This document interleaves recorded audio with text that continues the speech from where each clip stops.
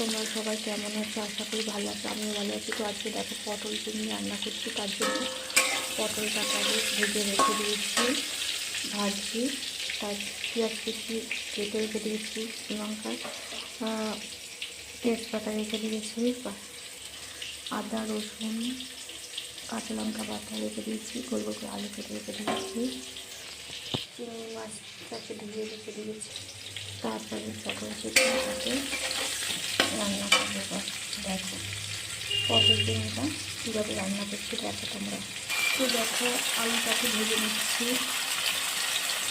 প্রথমে দেখো চিংড়ি মাছটাকে ভেজে নিচ্ছি। কড়াইতে তেল দিলাম, গোটা জিরে দিলাম, দুটো শুকনো লঙ্কা ফোড়ন দিলাম, তেজপাতা দিলাম, এবং কেটে রাখা পেঁয়াজটা ছেড়ে দিলাম।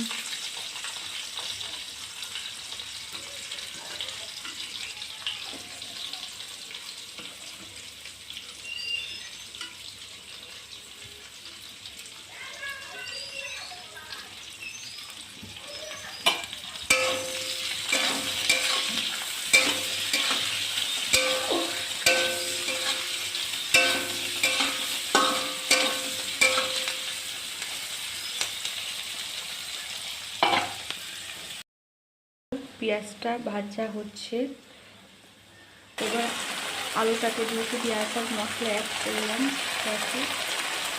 মশলাটাকে কষাচ্ছি, মশলাটাকে কষিয়ে পটলটাকে অ্যাড করে এবার আমি জল ঢালব।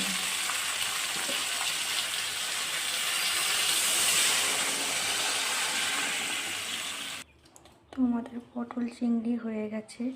কার কার পটল চিংড়ি খেতে ভালো লাগে কমেন্ট করে জানিও।